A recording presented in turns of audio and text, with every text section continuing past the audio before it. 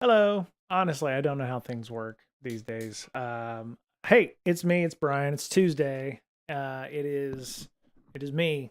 In all my general awesomeness. I don't know. So, for those of you who are watching, I had.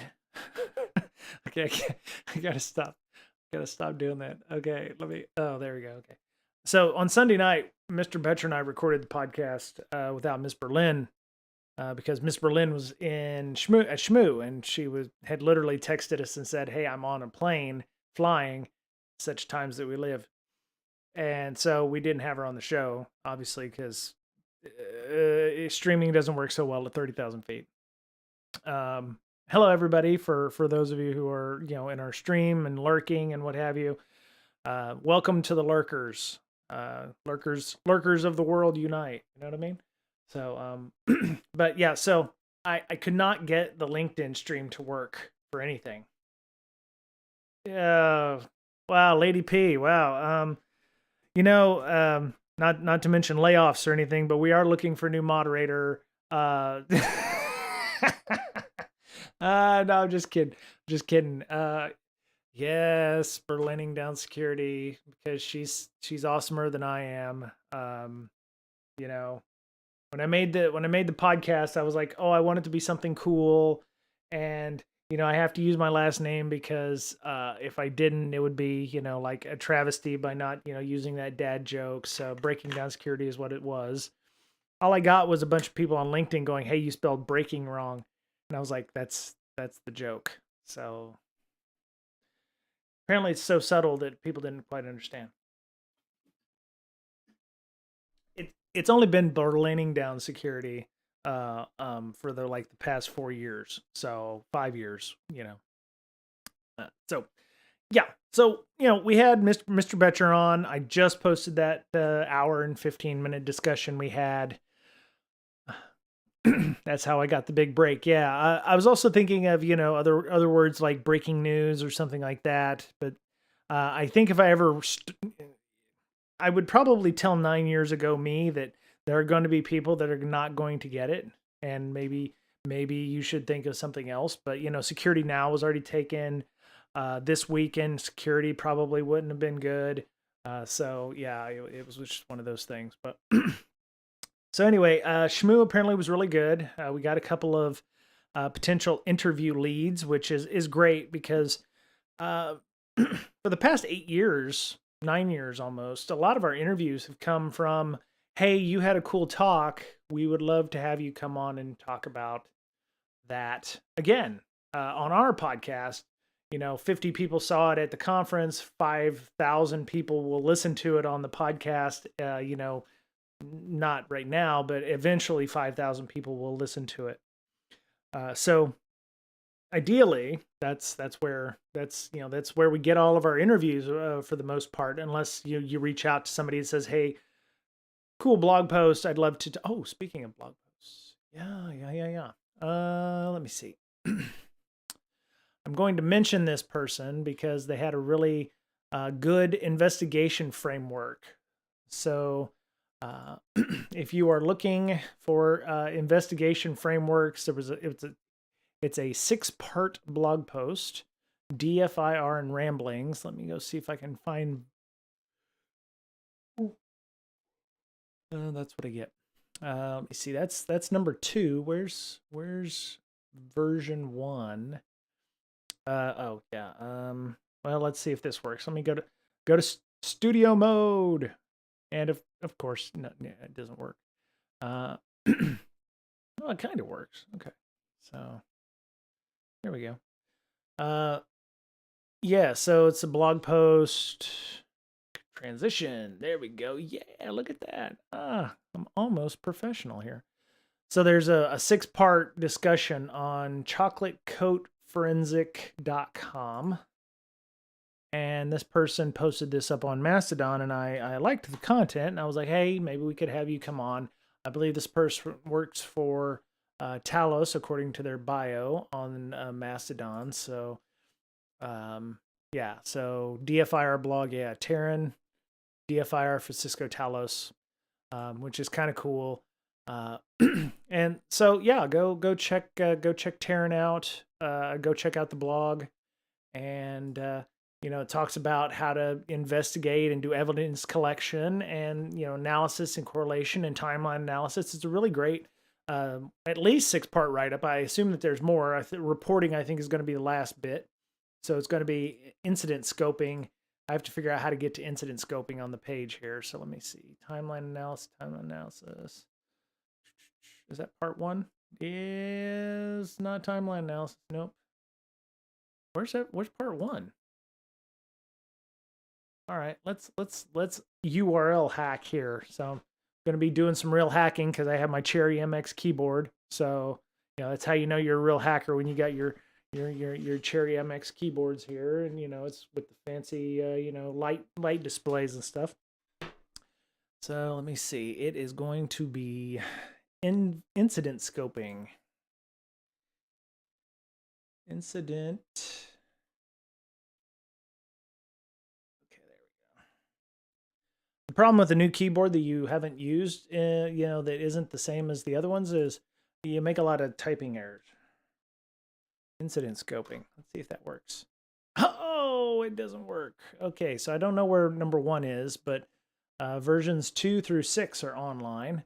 Not exactly. Maybe I want to mention that to the person. Oh, okay. So I put too much in. So there you go. There's part 1. If you want to go and read part 1 first about incident scoping, there you go. You can check that out. I actually started on 6, which makes no sense. I should have gone backwards and started at 1. So yeah, Chocolate Coat said, starting out at InfoSec, had no clue how to investigate. And I think that's true. I mean, we all talk about what to do with an incident response, and we have playbooks, and we have calling trees, and we have tabletop exercises. We talk about it in, I don't want to say I mean myself, I haven't been in a major incident, one that, where I haven't been the incident commander. I've been part of the response to something, and that was, but I have been fortunate enough in my career to not have to deal with incident response. I actually don't think earlier in my career, at least not in the last 10 years, I probably wouldn't have been in a good headspace to do it. Probably now, as I've been at my current joint for about a year, I could probably handle it a bit better now. Now that I've gotten a bit more confidence in my PM's toolkit. So yeah, it's the incident response is one of those things you're going to learn.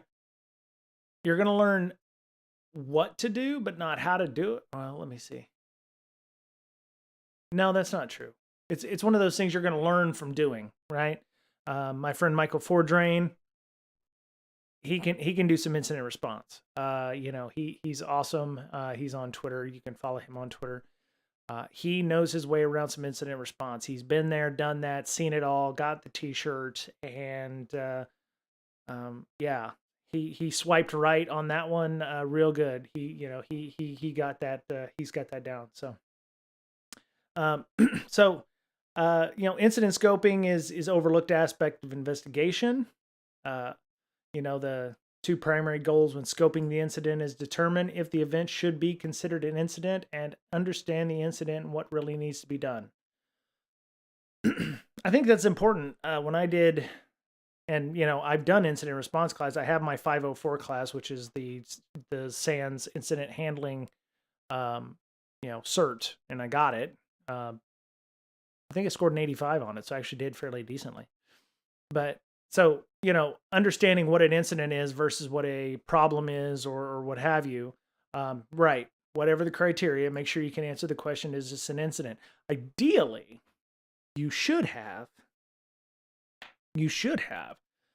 not a process, but like maybe a decision tree or something, where it's like, hey, is there some weird stuff going on, and you answer the yes, no questions, and you get up all the way to, yes, this is an incident.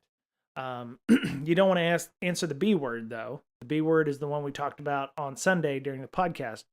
you don't ever mention the B word until you're absolutely sure, because once you start saying the B word, then clocks start ticking in terms of notification of people and things.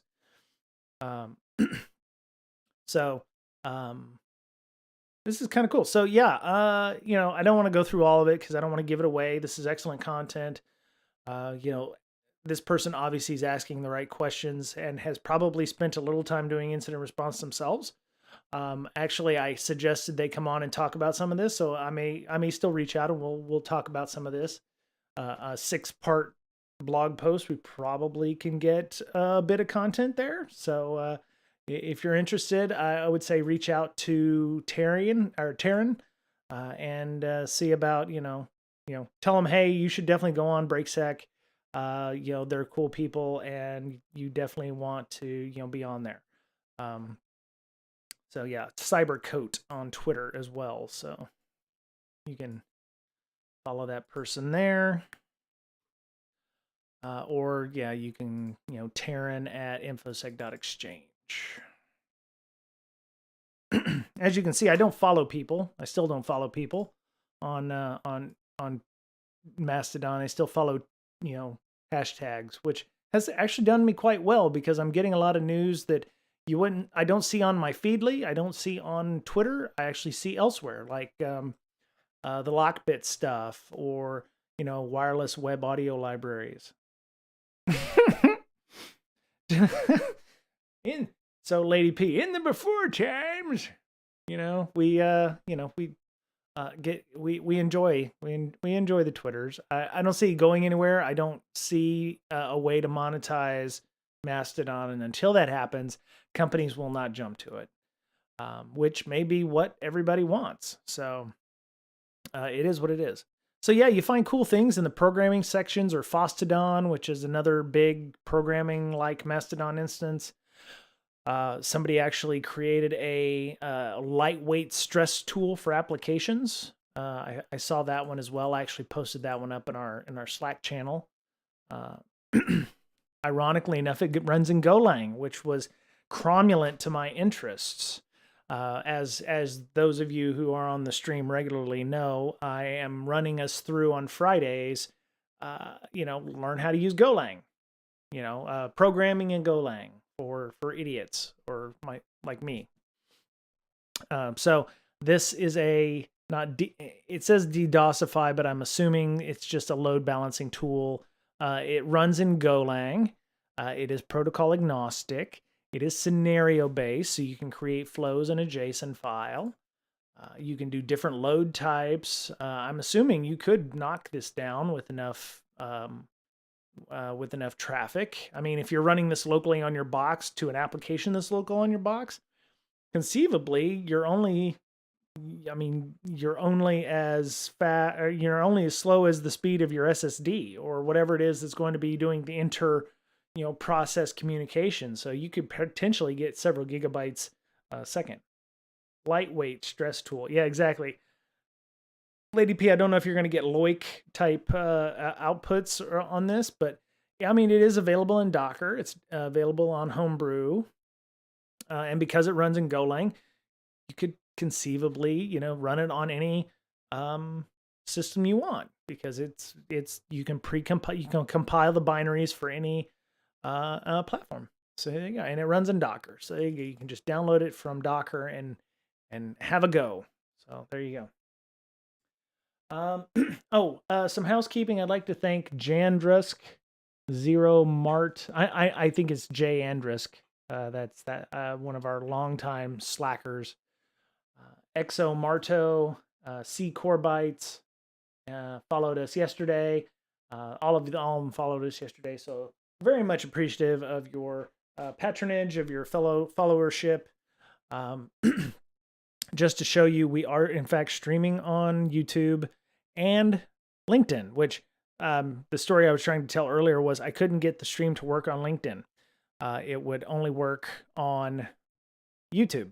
And I don't know why it's working now on LinkedIn. It may just be that I didn't know what I was doing, but it would be helpful, if y'all wanted to, throw it out there on LinkedIn, that would be great. you can join it. You can join the LinkedIn video there. You can also follow the link over there on YouTube, and yeah, go check that out. So I was reading through LinkedIn last night, and oh my god, I'm bad. Oh, okay.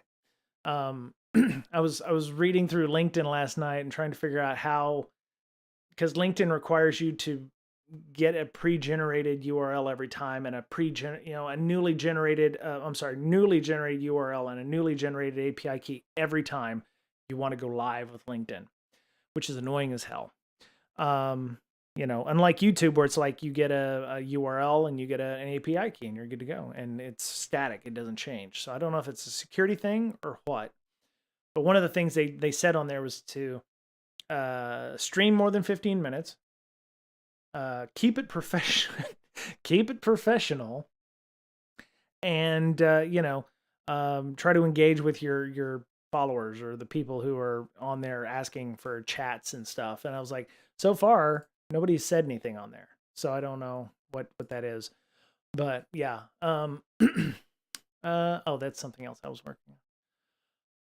So yeah, I mean, we are triple casting this on right now. I haven't gotten as much feedback on LinkedIn, but definitely the YouTube and the Twitch has been going well. So, but yeah, I don't think I can post up bad pickup lines and dating profiles on LinkedIn there, Lady P.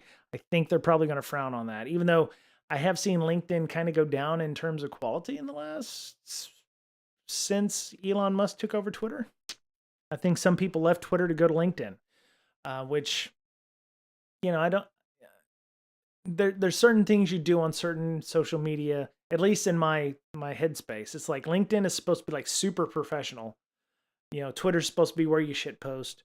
Facebook is where you talk to your grandma.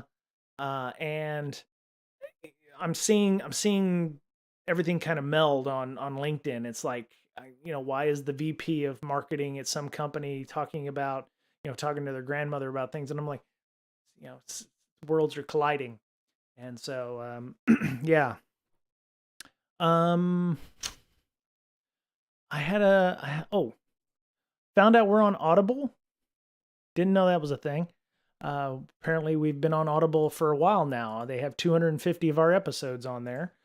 So, in addition to your other favorite podcast catchers, we're on Audible, just like, like real people, stars and stuff. So, oh, good. So it automatically posted up our discussion from Sunday.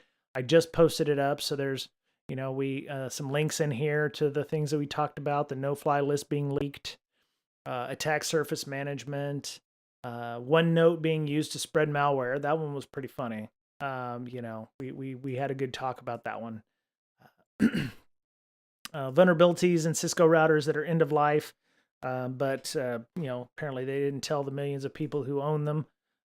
And there's that threat intel cheat sheet, which is actually kind of goes to a LinkedIn post that I saw, and I have a lot of issues with the step 0 portion of it, where it's like I think the first step was understand international relations and geopolitical stability or something like that. I'm like, holy shit! It's like, you got to have a doctorate to do threat intelligence, I guess, at this point. So, and so yeah, there's a lot of good discussion here.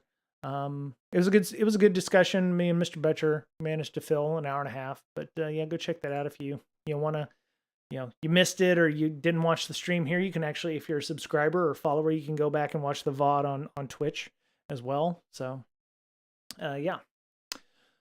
Let me see, what's this?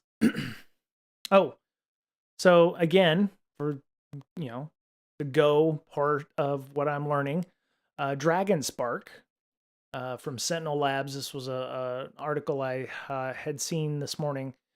Something called DragonSpark. It evades detection with a RAT, or remote access Trojan, and uses Golang source code interpretation. So yeah, Sentinel Lab is tracking a recent opportunistic attack against organizations in East Asia known as DragonSpark. Sentinel Labs assesses it's highly likely Chinese-speaking actors behind the DragonSpark attacks. Weird. The attacks provide evidence that Chinese-speaking threat actors are adopting the little-known open-source tool SparkRat. Oh, it's an open-source tool. Great. Oh man, let's go. Let's go search Google for that. Oh, awesome. Oh, it's not a remote access tool. They call it a remote administration tool. Spark is a web-based, cross-platform, fully featured remote administration tool written in Go that allows you to control all of your devices everywhere. Yeah, great. This is, oh, and it's actively being maintained. Looks like, well, not actively. Last update was 31 October, but well, unlike a tool that may have been released talking about how you can do XYZ, for funsies, this is, I mean, yeah, I guess it looks like a somewhat legit, tool that you might use in place of TeamViewer or something like that. I don't believe the software itself is bad. I think the way the tool is being used is bad, right? They're adding on to it. So like, Cobalt Strike isn't, well, no, actually it is bad. WGET. WGET's not bad, but the way bad guys could use it could make it bad, right?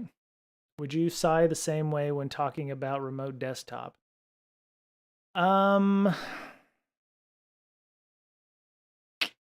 That's a good question, Lady P. I think there are tools out there that people create knowing that they'll be used for bad or can be used for bad.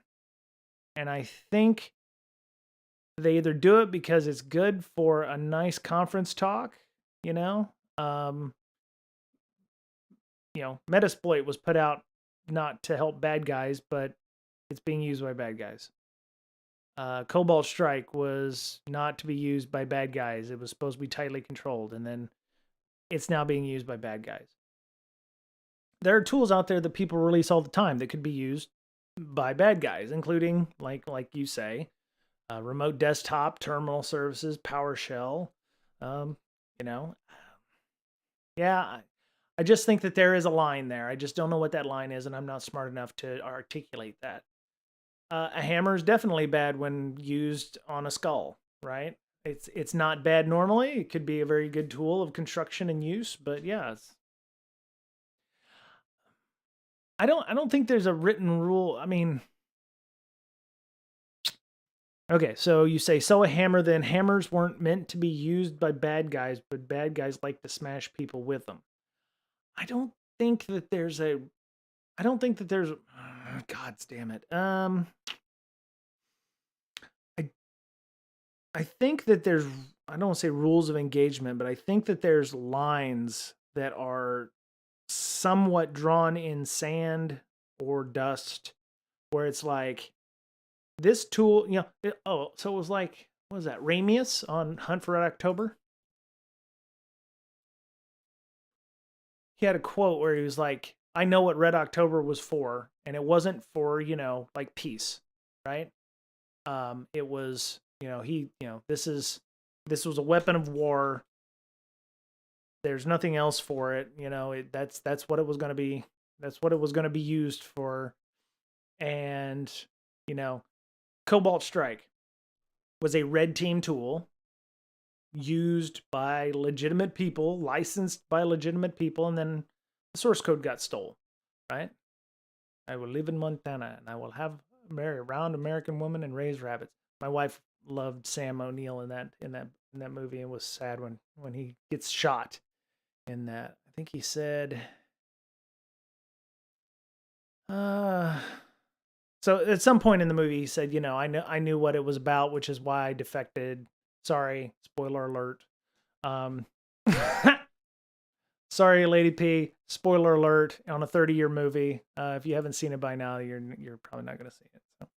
So, but yeah, there's some things that people create and will unveil. Like here's a tool to, like what am I thinking of? The one with the golden tickets. My brain no hurdy work.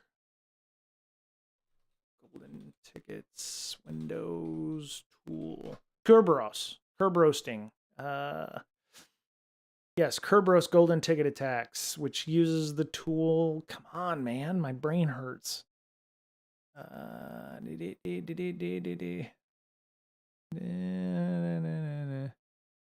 wow, this is not a bad one. Extra Hop. Ah, okay, that's why. Good people at Extra Hop.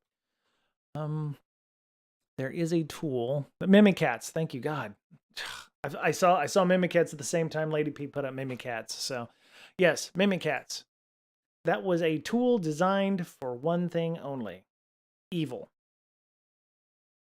Not only that, yes, it probably, it was already being done. They just made it easier to do, right? That's okay. I knew which one it was. There are some tools out there that just didn't need to be made. And yeah, bad guys are probably using similar tools or similar tooling. But, especially when you put a tool out and there's no defense against it. I just find that sometimes InfoSec people are not, I don't want to say they don't think through their actions. They're just, I think they see it as a way to get popular or, get street cred. You created that, right? Who gets to decide whether I need a hammer? Well, it depends on what you want to do with it, right? Who decided we needed to have Mimikatz? Nobody, I don't know. I just think that we're not doing ourselves any favors by having, and glorifying talks at conferences where it's like, oh, I'm going to release a tool. Unless that tool is going to be to help blue team people, don't release it. And yeah, that's a spicy take, and I look forward to everybody's hate mail or like, oh, he just doesn't get it. We're not doing anybody any favors. So that's probably a good article. It's nice and long. It doesn't end with, hey, come buy our shit. So, Extra Hop, good on you there. Good on you there for putting out some somewhat legitimate stuff there. Good talk there. So yeah, here's a remote administration tool. Yeah, if you don't have a big budget, it's a remote administration tool and it works. It doesn't have to be a bad thing. And because there's source code, that's probably why they're able to add bits to it to make it evil. So yeah, Lady P, I don't have an answer to your question. Who gets to decide whether I need a hammer?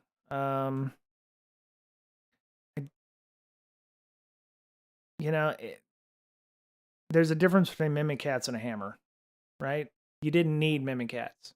You may need a hammer.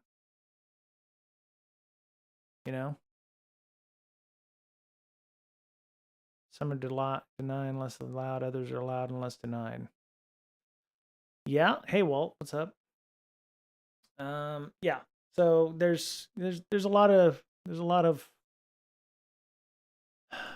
words out. Anyway, so SparkRat, it's Go. It's a tool that they're using SparkRat for, which is a legitimate tool, but they're repackaging it to be used for evil. Like I said, it's wget. wget can be repackaged with any bad stuff and be used for evil as well.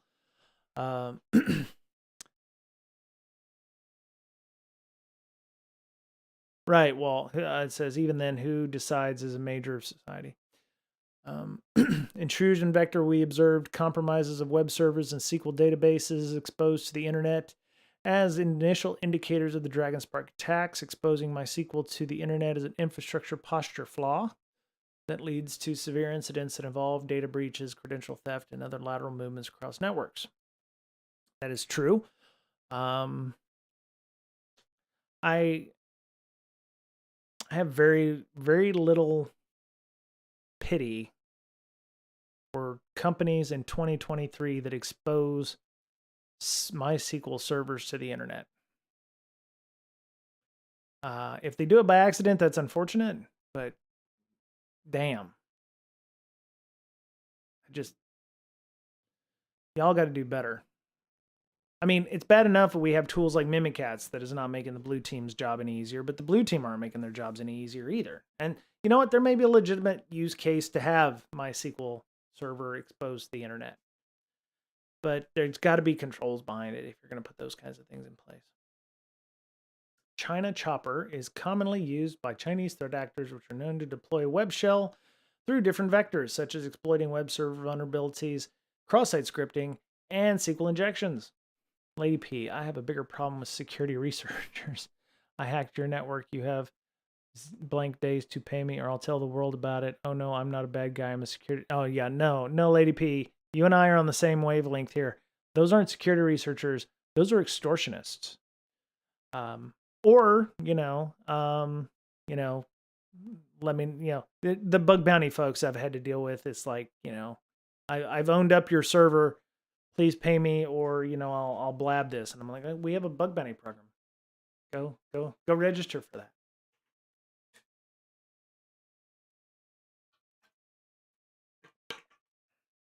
I'm afraid to go look again. Let's see. Stream information, multiple.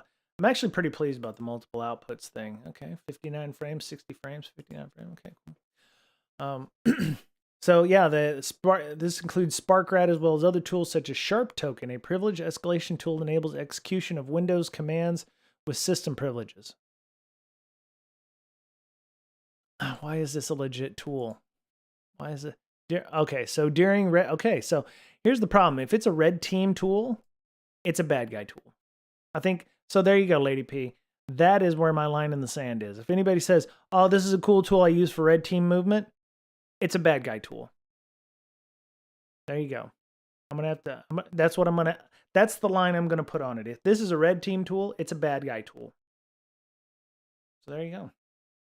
I mean, 100%. Now, you could release a blue team person tool that could technically be used that way too. But I would say you're getting closer to 100% certainty. If anybody starts with during red team lateral movement, I would say that tool is a bad guy tool. And the fact that it's been released is not responsible on that person's part. I use hammers to smash security researchers. So, well, sure, give me your home address. I'll send you a hit squad or check. That's a social engineering tool. I'm not falling for that, Lady P. Yeah. Well, in this case, the way you're using a hammer, if you start out with during red team lateral operation, we use a hammer. Yes, hammers are a bad tool. And if you just created that hammer less than 5 years ago, it's a bad guy tool. And so this person's trying to gain street cred by releasing a tool like this. If there's a skid out there that needed a tool to do this, this person, congratulations, just made it so skids can actually use this tool. God damn, I'm on one day, ain't I? I don't mean to be. It's just I get on these things, man. Oh yeah, here's a discussion about web fuzzing. Here you go, check that one out.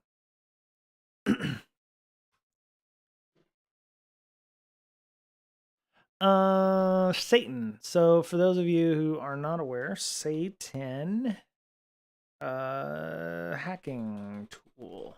There you go. So this goes back to, it was a blue team tool, and I said you're getting closer to 100% certainty if you describe your tool as using red team lateral movement, right? This one, yeah, there's probably a legit. Oh yeah, analyzing security of networks. I mean, technically, Nessus could be a bad guy tool if you could use it to light off. If you created a custom Nessus script that you could inject into the Nessus server and then run a scan that would, because credential scans mean, the Nessus server has access to all of your boxes with credentials on it. So it would SSH that box and run code on it. If you gain access to the Nessus box and you put in a custom Nessus plugin and then make it light off a scan to scan the entire network, you could put a remote access tool on all of the devices that have SSH access to it. I wouldn't use, no. Greenbone and OpenVAS are not bad guy tools because nobody can get that shit to work. So that, that is what it is. That's garbage tool. I've tried using that for 15 years. It's still garbage tool. So, but yeah, so for those of you who are, I'm on one today, boy. I'm just ranty as shit. I blame it being Tuesday. You run it every night. OpenVAS, really? Do you pay for it? Because I tried, and other than being super slow and resource hungry, oh, yeah, I mean it has a scandalous name, right? There, Walt. Free tool, system administrator tool for analyzing networks is a variety of routines that probe a network for security holes in a similar way that hackers do. Well, it sounds like it's Nessus, right? Or not Nessus, but Nmap, right? Runs on machines running Linux and needs Perl. Oh, well, there you go. It needs Perl. Yeah, you could almost create you could you could almost create a detection for Satan by just going, if something lights off Perl in 2023, you probably have something going against you. That's true. I remember using Perl. Where was I? I was in San Diego, stationed on North Island. Yeah, in 2001, we were making web servers, websites with little portlets, which was little Perl bits. We didn't want to use iframes, so we used portlets that would dynamically update. Now we have web frameworks that do all that stuff natively. But yeah. Network Encyclopedia. Yeah, so this one is fairly old, but yeah, I mean, I you know what? It doesn't have to be complicated. It just needs to work. Right, Lady P. Yeah.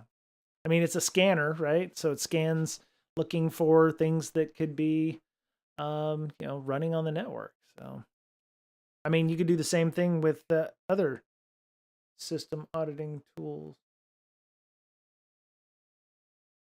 I think I think they're going to McDonald's. Yep, that's where they're going. All right. Cool. Yeah, I haven't seen Satan in a while. So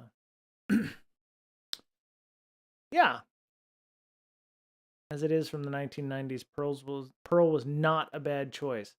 Well, I mean, those jokes about you can write something in Perl and then 2 years later you come back and you can't even read it, or I mean, do they still have the obfuscation contests where it's like you have to write the most obfuscated piece of Perl code and it would still run? I can't remember if they still have that or not, but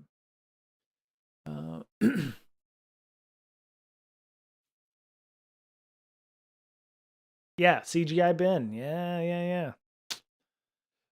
Yep, I still find a couple of open directories out there that have a CGI bin in it. Yeah.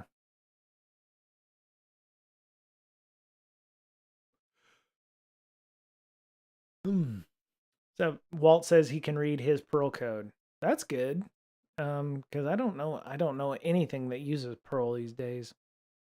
I couldn't read my Perl code when I wrote it. Oh, Lady P. I actually was learning Perl. I had the Camel book at the time. I had this book. I had a couple of books like this with the camel on the front. That was the Perl Bible, as a matter of fact. I think I had this book here exactly, third edition. Yeah. There's oh, Beta Wolf. Oh, yeah. It's yeah, it's reminiscing day here, Beta Wolf. You know, were you even alive in 1995? Beta Wolf's got to be like, youngin. He's got to be youngin back in old timey days with us. So, okay. I'm imagining you were probably single digits back then, but yeah, it's all right. I was graduating high school, I think, at the time, so 97. So, So sharp token, yes. During lateral movement, we steal the permissions of other users. We often steal the permissions of other users. Nothing in here. So yes, Lady P. 1995 was like 5 years ago. Yes, yes. In cat years maybe, or dog years. Yeah. So Walt says, I wrote a Perl command processor, talked to the guy that replaced me. He said he was surprised he could read my Perl code. Well, if you have good documentation or good, quotes and remarks and stuff in there. I mean, was it well documented? That's the important thing, right? You know, sometimes just something as simple as this next 5 lines does blah, or whatever. CPO just writes good Perl code. Oh, that's true too. So, yeah, so the sharp token, I guess this is a good tool if you're wanting to conduct red team lateral movement, i.e., being a bad guy. Bad Potato, a tool similar to sharp token that elevates user privileges to system for command execution. Tool has been observed in an attack campaign conducted by Chinese threat actor with the goal of acquiring intelligence. I was a contractor for iPrint in the early days. Oh my god, that was some fugly pearl. I don't know what iPrint is. Is iPrint like Apple's print implementation or something? iPrint. Oh, Epson. Yeah, maybe. Probably not. Yeah, okay. It's something else then. Okay. Oh, print service online. Okay. Yeah, we call that, I print service online. Huh. Okay. Go to HTTP cross-platform remote access tool. So they've packaged not only SparkRat but other remote access tools and other tools needed to do Privesc on systems that way. So greeting cards, golf balls, whatever. Oh, all right, that's pretty cool. Seems like it was ahead of its time. Okay. So it's funny. So this Dragon Spark has a ton of stuff in it. I mean, they've packaged a bunch of stuff up in it. If it's using Golang as we've talked about previously, everything's self-contained. So the lol bin stuff is not a deal. Don't get any ideas, Beta Wolf. No, bad Beta Wolf, bad. So yeah, they implemented some stuff in Python, but they also have some stuff in Golang.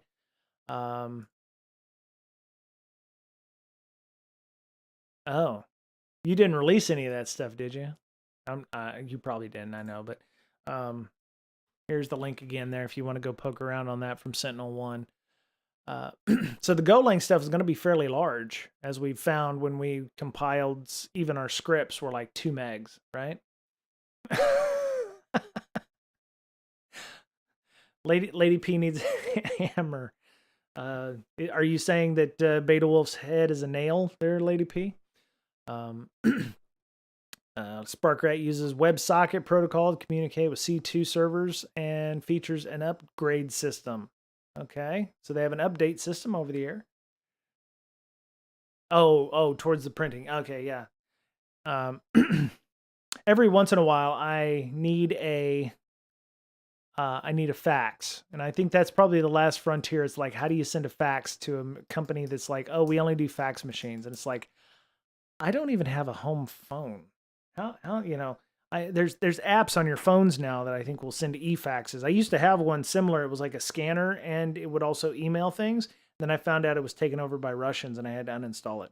That's been about 5-6 years ago when I found out that was still a thing. But this is a good write-up. I mean, obviously they go through and they're being very methodical about how it's doing its thing, identifying it. They must have found this somewhere. Uses a framework to interpret at runtime encoded Golang source code stored within the compiled binary, executing the code as if compiled. So they're running, this technique for hindering static analysis and evading detection by static analysis mechanisms. Very cool. Okay. guessing what it does. So it hinders static analysis. I use a scanner to send fax over VoIP. Yeah, I used to have a VoIP when I first moved here. I had a something. Yeah, dive through the article there. Sentinel Labs. It's a good write up. We've only scrolled through about a third of the doc. So if you see the little scroll bars on the side, I mean, it's got a lot of graphics, a lot of here's what to do with these things, the shellcode loader. So I mean, somebody's done their due diligence to build this this Dragon Spark for long haul. I mean, it's made it multi-pronged, multi-headed. An upgrade system's involved. So if somebody finds the bad potato stuff is being detected now, they'll just update it with something else or remove it and add a different tool. Depending on what they want to change in and out. It's kind of modular in that respect. So it's what sucks is that ransomware artists, I think, have better dev processes than most companies do. That's unfortunate. It's unfortunate.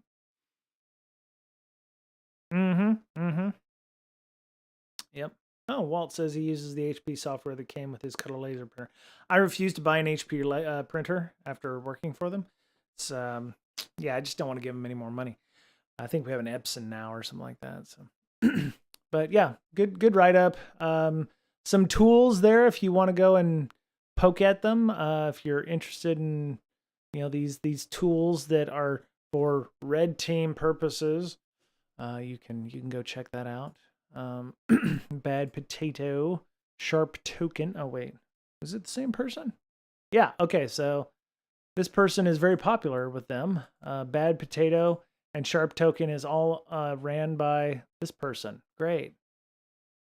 So congratulations, developer.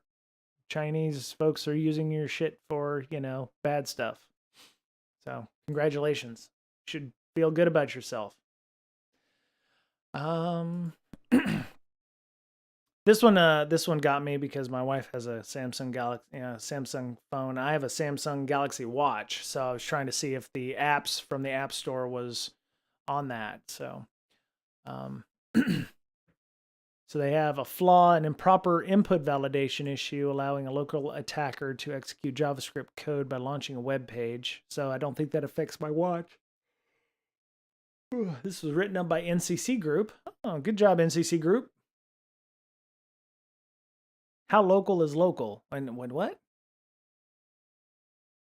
A local attacker. I'm assuming local attacker means they so CVE 2023 21434. Let's go look. Volmon. Thank you, Volmon. Oh, of course there's no MITRE has nothing, I bet. Oh no, okay. What? No, that's not the right one. 23. Okay, so this is 2022. Why is that coming up? Stupid internet. Why you know do stuff? Yeah, that's what my thinking was. Local network or local hands-on. You have to be, you have to get them to trust you enough to click on. There we go. Local attacker. Yeah, it's got to be somebody within your network, I guess. An attacker can trigger the issue by tricking victims into tapping a malicious hyperlink in Google Chrome or a pre-installed rogue app on a Samsung device that can bypass the URL filter and launch a web view. Okay, so gods, I may not want to be clicking on any links in my watch. I think probably there's a version of WebView running on my watch at some point. Okay.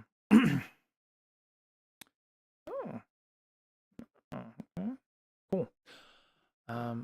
So yeah.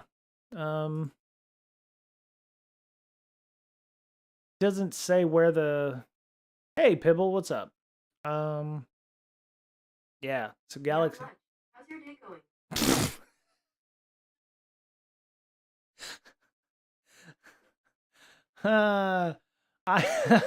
I don't know why. I don't know why the box over there is saying stuff. So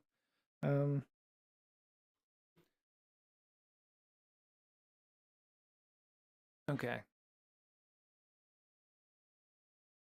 So so apparently Pibble, your handle tends to make my Google thingy go off. So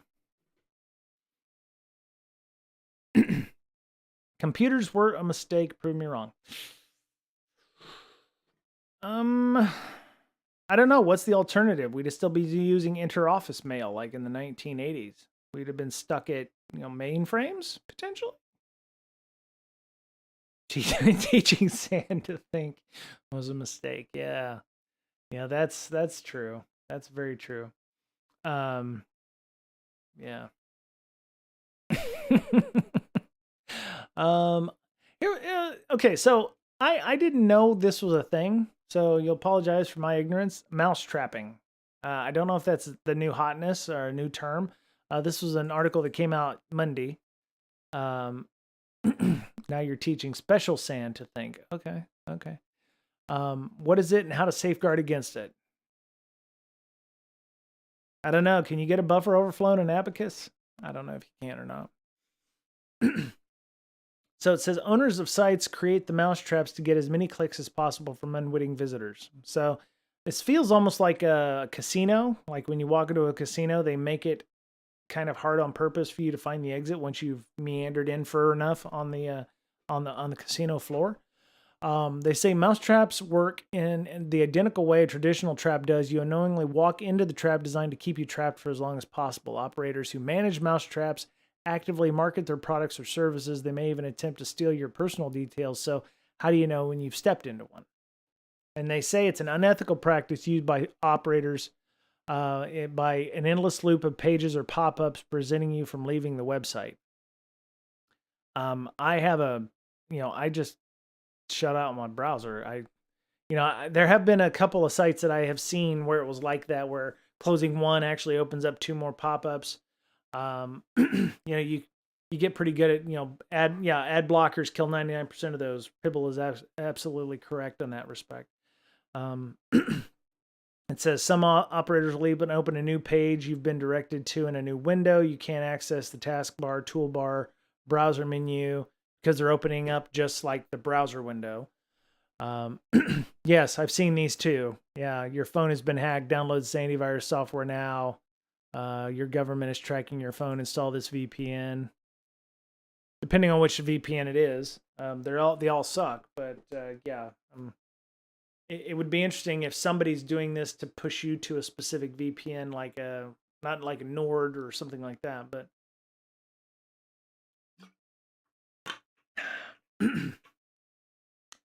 I had a Pi-hole. I had it running on my network. It died, and it didn't tell me, and I didn't notice. And that's one of those single points of failure where it was like I didn't even know it had shut itself off, and because I have an ad blocker on my browser, so I don't normally see a lot of ads and stuff like that, but I didn't even know that it was turned off, and that kind of sucked. Which is one reason I got rid of all my Raspberry Pis. I actually sold them off. So, yeah.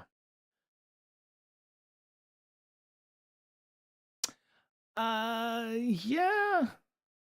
Oh, that makes sense. Running it in a VM probably makes the most sense. I had one die recently. It was awfully simple to pop the card into a new Pi. Yeah, I got rid of mine because the price had gone up so much that it was actually cheaper to buy better computers, faster computers, more capable computers. And if you can run it at VM, you could probably run it in a Docker somewhere. So if you've got a lab box, you could probably just use that to push your stuff around. Right. Yeah, Pibble's absolutely right. Or you got a Think Center or something like that. Why Pi-hole over just grabbing a pfSense box with the right add-ons? But then you have to have a pfSense box, which is another jump in your network, right? I mean, I go from cable modem to filtered network thing to the rest of my network, minus the the independent wireless accounts. But it's just yet another 2 millisecond hop and yet another box that has to be yet on your network that you have to patch. It's I don't know. I had a pfSense box for a long time. I actually had one and then one in standby. I actually used an Alix board for it, which was a nice little form factor, but it's that's I had problems with the pfSense box. I don't know what it was. I forget, but I ended up having to rip it out because it was just not working so well anymore. The absolute minimum should be running on your firewall. The firewall is critically not to be written to. Yeah. Yeah. Yeah, so how to get out of the pop-ups. The obvious, like most, will lead you deeper into the trap. The back button you rush to click will simply open an ad in another window or launch a barrage of banners. That's kind of like the OneNote malware we saw last night where you hit the... Yeah, I have Podman as well. No, I'm not going to install Podman. No, yeah, I got you, Beowulf. My firewall runs on a write once DB. Jesus. Yeah, Lady P, you just go that nth degree, right? I can't go that route. I can't live with you there in that world. I can't.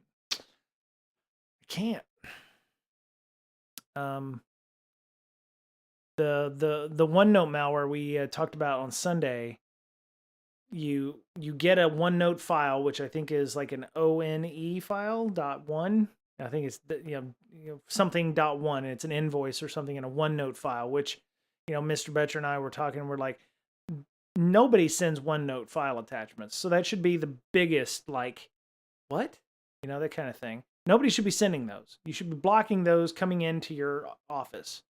And we were talking about shifting left in this case, where Podman Docker Podman will run on Linux. I actually found that one not bad. So the shifting left for me was how we tell people security should be shifting left. The shift left for me is block all those attachments, because the one time that somebody gets a legitimate OneNote file or a legitimate exe file that they need versus the 500 hours you're going to spend and millions of dollars on the back end after somebody clicks on that exe file that should have been blocked is, I'd rather be yelled at management. Why didn't I get my exe file than, oh shit, everything's, all, pear-shaped and, we're going to spend millions of dollars and we're going to get to, we're going to get to report a breach and our stock price is going to go up. So, let it happen, or I don't know. But yeah, anyway, the OneNote stuff, it was like you open up the OneNote file, which is already bad enough if you decide you want to open that up on your workbox, and it gives you a blurred out screen, and it has a big box that says click here to, or double click here to view this doc. And when you double click on it, underneath the click here box is like 4 copies of a VBS script file. And by double clicking on one of those, if you get in the neighborhood of one of those icons, we'll run the VBS script file. Right, click here to update Flash. But behind that banner is like 4 copies of a VBS script file that you have to run, that you can run by double clicking on that click here to update or whatever. It was very interesting. I had never, I didn't know that was a thing. And I was actually I was actually quite impressed that something like that actually works fairly well. So, but yeah, I don't have a problem closing my browser window, but I guess if it pops up several hundred of those, like Pibble said, ad blockers are always good. I was using uBlock Origin. Oh, you can't see the screen. I was using the new uBlock Origin, which doesn't have all the advanced settings and everything. It just says, more or less. Let me see where. Let me see. uBlock Origin. I'm glad it knows what I want. So, so like the new version of this just has a simple slider that. Let me see. uBlock. Where was it? It was, oh, that's not it. More extensions. Yeah, uBlock Origin Lite, I think is, yeah. The uBlock Origin Lite, I tried that one. It wasn't too bad. You can go optimal all the way up to like block all the things down to nothing. Kind of interesting. Never used AdGuard. I've used uBlock because I heard it was less CPU. Um, but yeah, it has a nice little slider button if something doesn't work. But yeah, that was that was kind of an interesting little tool. I uninstalled it because I actually do like a bit of a fine grained control on some things. I like to block certain URLs on certain sites, but not on others. So, um, yeah. Um, this one's kind of funny. I like this one. So fewer ransomware victims are paying up. The article I'd seen on this was like there's $700 million worth of ransomware that had been paid out last year, but only 400 million this time. And I was like, you know, I feel bad. You know, won't somebody think of the poor unemployed ransomware people? You know, yeah. So yeah, ransomware payments dropped by 40% last year, declining from 756 million or 65 million to 456 million in 2022. Um, yeah, it's interesting. Figures can't and don't account for every ransomware attack, but researchers suggest the pattern is clear. Fewer victims are giving in to extortion demands, and ransomware gangs are overall finding it harder to monetize their attacks. I blame insurance companies. I would have had no choice but to pay the ransom if I wanted to collect continuity insurance. Um, that's a good point there, Pibble. Yeah, and you know, it might be that it's cheaper to take the reputation hit. Yeah. So, Lady P, I wonder about insurance. Yeah, they'll cover the ransom, but I mean, what does it look like afterwards? You know, if you have, insurance company and they're like, "Oh, well, you've been breached and or you have been ransomed." We'll pay the ransom now, but it's like they're going to make you hold their pocket for probably the next 2 or 3 years, right? Or, if they any suggestions that they make for security, you're going to have to implement, right?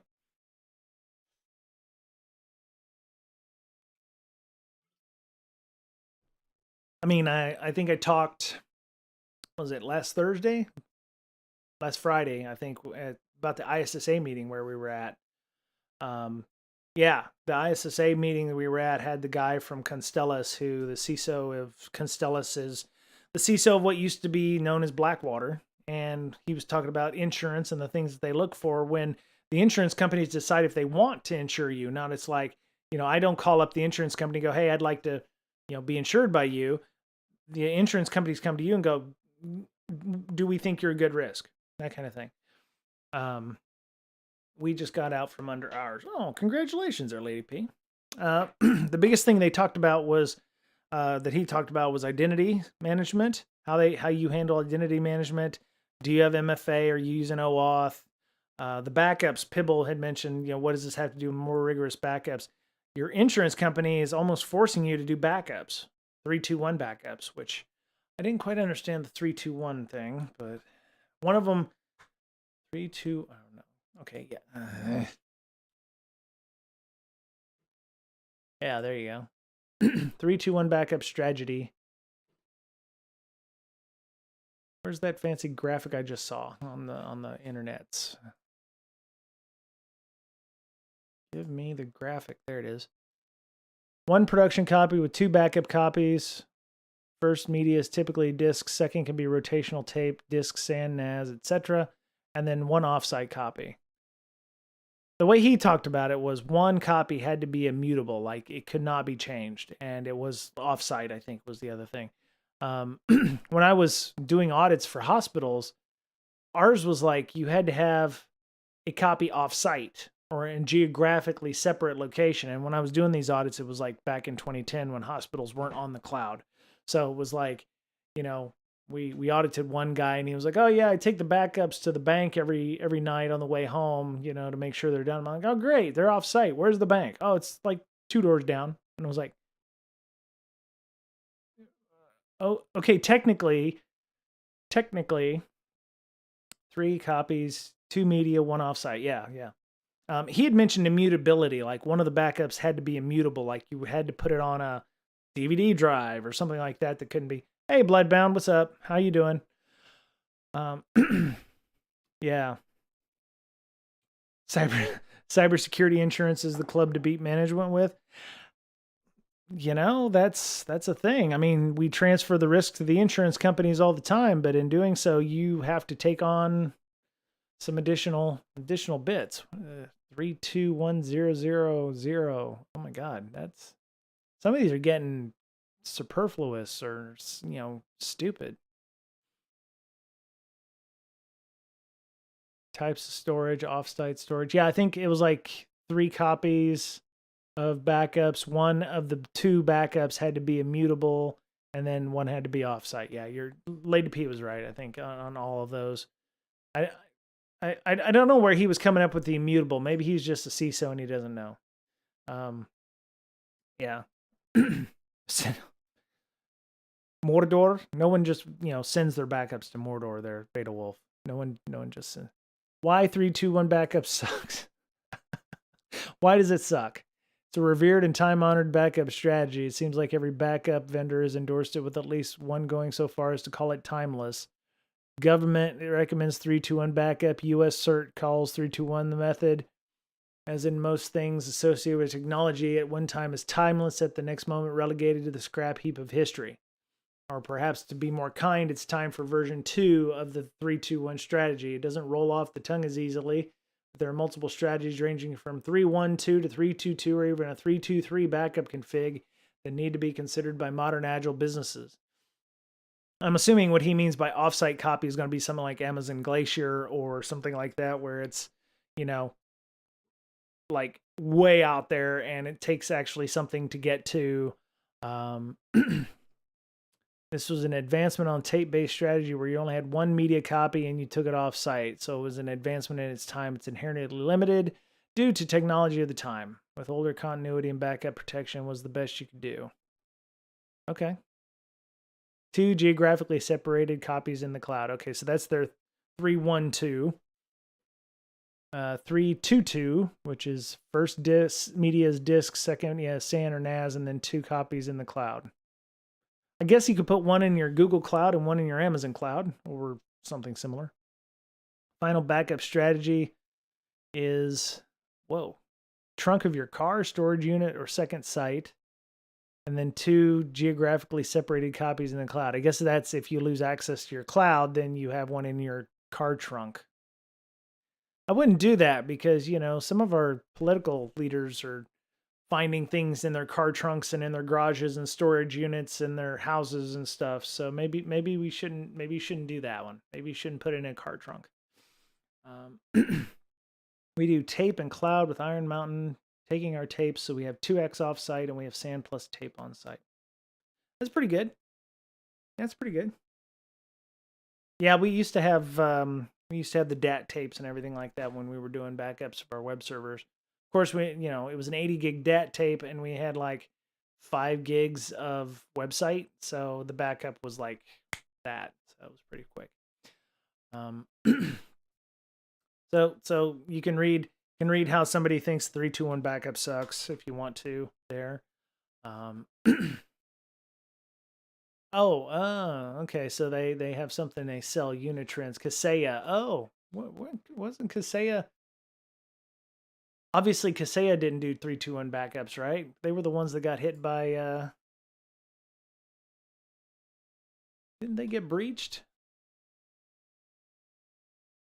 Yeah, Kaseya server. Yeah. 7 deadly sins. Yeah, ransomware attack. I think that was in July, on July 4th weekend in 2021. I remember that. Lady P. So when I was that 2004, 2005, I had the good idea with our IT folks to get a backup system that used DVDs. So it was a silo, looked like a jukebox, and it was nice vertical thing. It had a little robot in it, and it would have like 50 DVDs in it, and it would do backups that way, and we could do DVD backups instead of tape backups. It actually didn't work too bad. Once we got it working on Windows 7, that was the big deal. But so yeah, they got ransomware real good last year or 2 years ago. Revil, that's right, Revil. Did they do backups? I wonder. I don't know if they did backups or not. I bet they do them now. But it's interesting why they talk about why, from Kaseya, why it sucks. But if they'd have done some kind of backup solution, they wouldn't have been hit by Revel as badly as they did. Yeah, we've all forgotten they got breached. That's the thing. So, I don't have anything else. I mean, ransomware people, what's the catch? What was it? Smaller number of cyber criminals can make a living distributing ransomware and ultimately fewer attacks. It doesn't mean it's no longer a threat. I'm trying to figure out where the catch is. They said there was a catch. Rise in data leaks. Securing users. Okay. I don't know what the catch is, but yeah, I mean, it's definitely gone down in 2022. Maybe insurance companies are, maybe the ransomware folks don't want to have to deal with the insurance companies to get their money, and it's like it's not worth dealing with. What's this? Quantum.com. I want a crystal storage. I want to be like Babylon 5 where you're using crystals and shit. LTO tape. Oh yeah. The DVD thing looked exactly like that silo bit there. Yeah. Long-term online LTO9. What does LTO stand for? Let's see. Oh, wow, those are fat cartridges, aren't they? Look at them. 45 terabytes per cartridge? Per drive? Wow. I guess if you're not in the cloud, that's perfect. Otherwise, you would use whatever long-term backup service they have there. So, wow. What's the life on these cartridges though? Let's see, 18 terabytes of raw, 45 terabytes compressed. Oh, I see, Lady P. So let me ask you something, Lady P. Would you trust the compressed capacity, or would you just stick with 18 terabytes of raw? It seems to me, and I would try to see if there's something in between where, I mean, well, I guess compressed is compressed, but I would feel weird about, something where it didn't compress properly or it got, okay, works fine, okay. So it does 3.6 terabytes per hour. That's not bad. It's not bad, I guess. Yeah. Hardware encryption on board, okay. Now, obviously, if the files are already compressed, like if you try to put a bunch of zip files on there, it's not going to compress them any different or any better. Linear tape open. Are you sure it's open? Because it seems like it would be open linear tape, not linear tape open, unless you're like from the EU or something. Okay, hey, okay. Yeah, okay. So your local backup, this assumes that you actually have stuff that you want to back up in your office or in your local cage, or I'm assuming you would send this to your data center if you have one. Trying to push 3.6 terabytes over your internet service provider connection from the cloud is going to be a slow slog. So we write 15 terabytes an hour to those. They're fast. Oh, okay. Oh, thank you, CPO. Thank you, Walt. Appreciate that. Benefits. Increased performance, mitigates ransomware and data loss and corruption. You know what?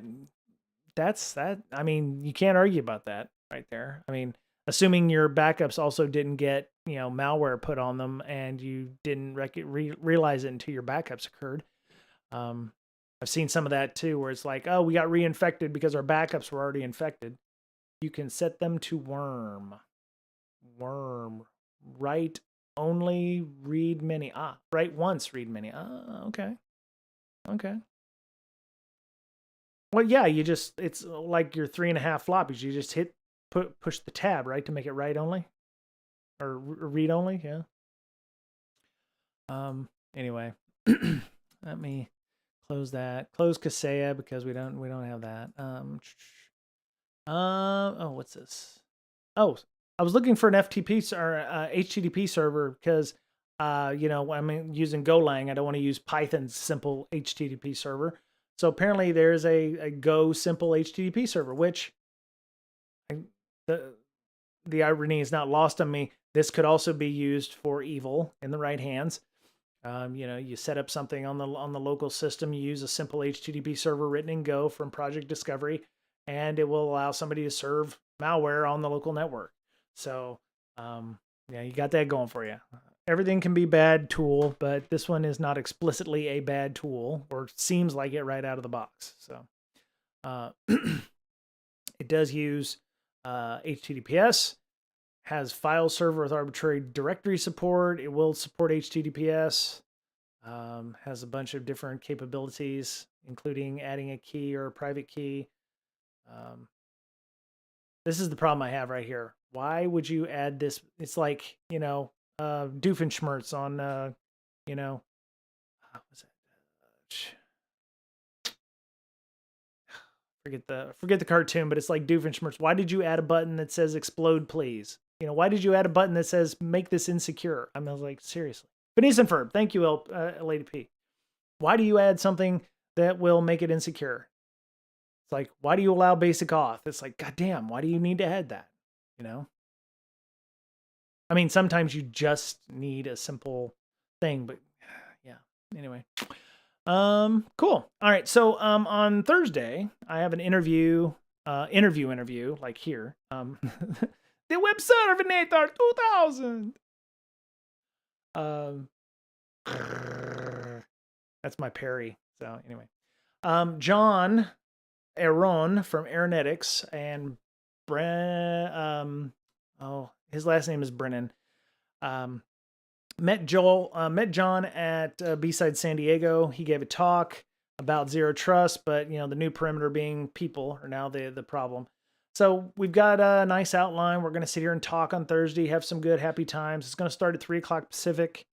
And it's going to be for the podcast, obviously, but if you want to come on and talk and listen to John and Brennan and myself talk about just pretty much anything, because I think we've got a good outline of things that we're going to talk about. We might actually talk about, 83% of payouts, cybersecurity insurance. So we're definitely going to talk about some ransomware and stuff. Yeah, he's got a website. He's got a blog post or two. He and I were kind of talking about InfoSec when I was still a bit ranty about my issues with InfoSec, and so we're gonna talk about that. So he's not a sponsor. He does have a company. He does apparently do things, managed services, but John has blog posts with things that he talks about. And that's not John, but that's somebody else. So, position independent executables, Red Hat Tech Industry. Oh, he does the Red Hat podcasts as well. I think Red Hat Tech Tuesday podcasts. And so there's a number of articles and blog posts there about that. So we're going to be doing that on Thursday, and then Friday I'll still be doing the Go stuff. So come and check that out. But yeah, Lady P, how dare he do things? Yeah, he does other things other than managed services or what have you. So some of his articles they're very bite sized, so you don't have to worry about them being too long. So but yeah, I'm looking forward to discussing with him some things. I'm going to follow up with him tonight and make sure that we're all good to go. Anybody have anything we want to bring up? I'm actually it still works. It still works. I actually had people on here. Oh my God, look at them. I got people, 2 people. Oh my goodness. I have 1 person on there right now on the YouTube. Hello, YouTube viewer. Hello. Oh, sorry. Anyway, bite size. What's the word length though?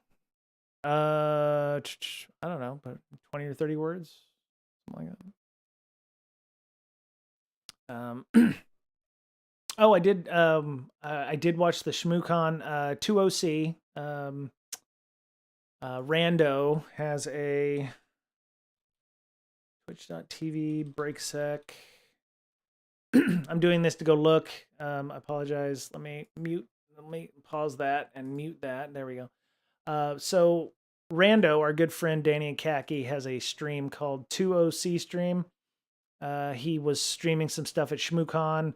You can go check him out. They were doing the ShmooCon Jeopardy, if you will. It was like a trivia contest they were doing, so you can go check that out on VOD.